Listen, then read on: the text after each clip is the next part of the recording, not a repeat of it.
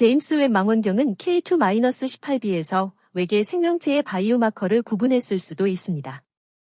그것은 명백히 우리 행성의 생명체가 정기적으로 생성하는 황화합물 디메틸 설파이드의 힌트를 추적했습니다. 하지만 전문가들은 어떻게 외계 행성의 대기에서 가능성 있는 바이오마커를 찾을 수 있었을까요? 우리는 마침내 인류의 가장 오래된 질문에 대한 답을 찾을 수 있을까요? 우리가 우주에서 정말로 아니요라는 명확한 답을 가지고 있는 유일한 존재일까요? 그리고 실제로 외계인이 있다면 왜 그들은 여기에 없을까요? 이 마지막 질문은 새로운 것이 아닙니다. 그것은 1950년에 유명한 물리학자 엘리코 페르미가 제안한 페르미 역설의 간단하지만 괴로운 핵심을 설명하고 있으며 우리 외계 이웃의 신비로운 부재를 다룹니다.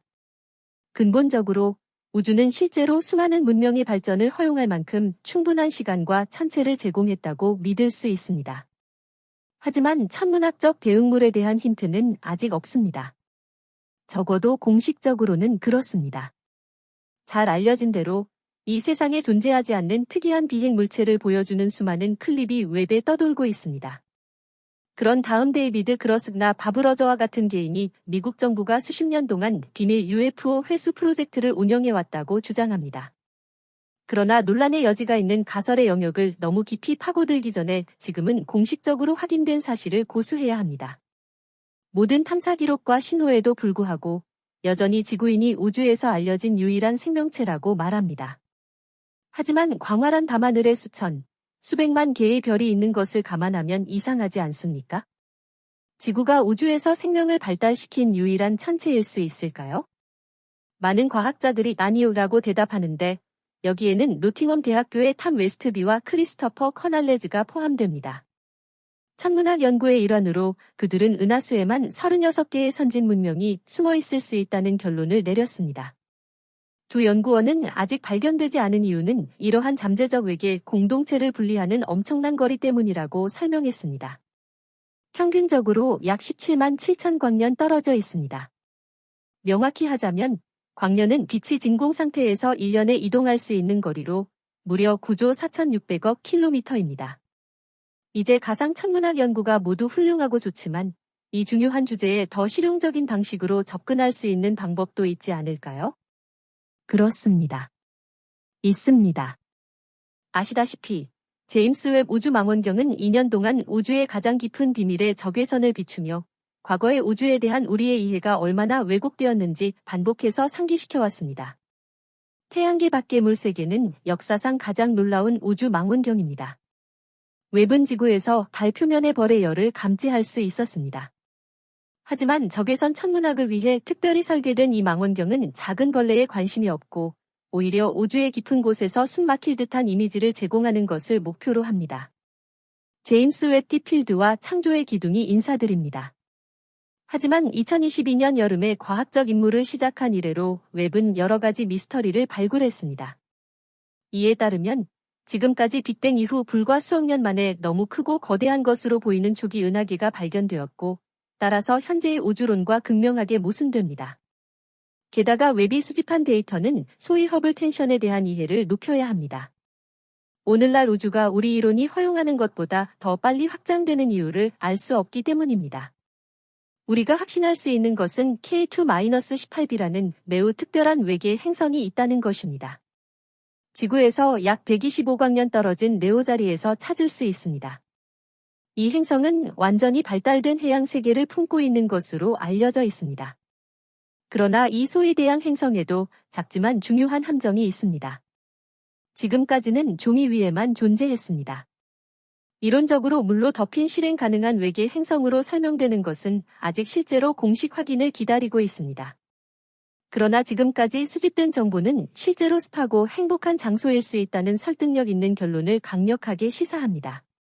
K2-18b는 모기의 거주 가능 영역에 있으므로 이 필수적인 환경에 대한 조건이 확실히 갖춰져 있습니다. 이 외계 행성은 액체 물이 존재할 수 있는 거리에서 모성인 차가운 외성 K2-18을 공전합니다.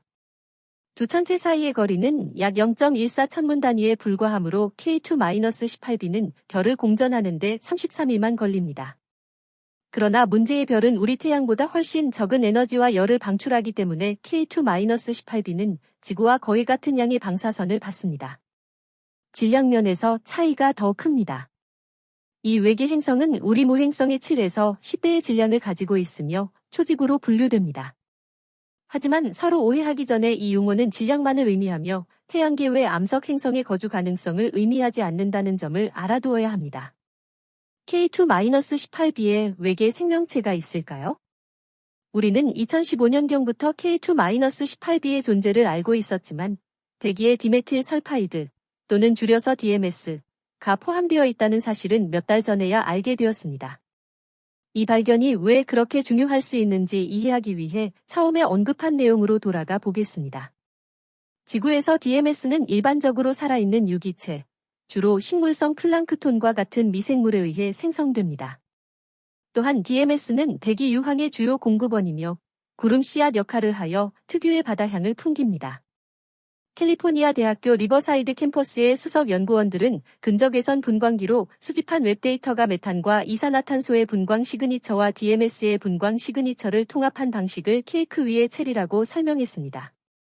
천문학자들이 K2-18b에서 DMS를 식별하는 데 정말로 성공했다면 이는 외계 생명체의 존재에 대한 강력한 지표가 될 수 있습니다. 하지만 이러한 사실에도 불구하고 연구자들은 왜 여전히 조심하는 것일까요? 외계 이웃의 존재가 아직 공식적으로 보고되지 않은 것은 주로 감지된 DMS 신호가 특별히 강하지 않았기 때문입니다. 게다가 연구자들이 웹데이터를 매우 구체적인 방식으로 분석했을 때만 그 신호가 드러났습니다. 과학자들은 앞서 언급한 데이터 세트를 다시 테스트하기 위해 여러 모델을 사용하여 물 행성과 그 가능한 유기화학을 재구성하기로 결정했습니다. 이 모델에서 그들은 바다와 공기를 가로지르는 행성의 생각을 시뮬레이션한 다음 그곳의 유기체가 기체 봉투에 축적되기 위해 얼마나 많은 DMS를 생성해야 하는지 조사했습니다. 동시에 과학자들은 DMS가 방사선으로 인해 얼마나 빨리 다시 분해되는지와 어떤 대기 영역에서 예상되는지 테스트했습니다. 이 연구의 흥미로운 결과는 생물학적 유황가스가 실제로 수소가 풍부한 그러한 행성에서 감지 가능한 수준으로 축적될 수 있다는 것입니다. 그러나 이것은 K2-18b의 생명체가 지구의 생명체보다 훨씬 더 근면해야만 가능합니다. 왜냐하면 그들은 지구보다 몇 배 더 많은 양의 DMS를 생성해야 하기 때문입니다. 그 이유는 매우 간단합니다. DMS의 상당 부분이 광화학적 분해를 통해 방사선의 직접적인 영향으로 빠르게 분해되기 때문입니다. 그러나 농도가 더 높으면 바다 행성에서는 드문 일이 아님 DMS 분해 산물이 보호 효과를 가질 것입니다. 디메틸 디설파이드나 메탄올과 같은 해당 입자는 하부 대기층을 보호하는 일종의 방패 역할을 하여 DMS가 더 이상 분해되지 않도록 합니다.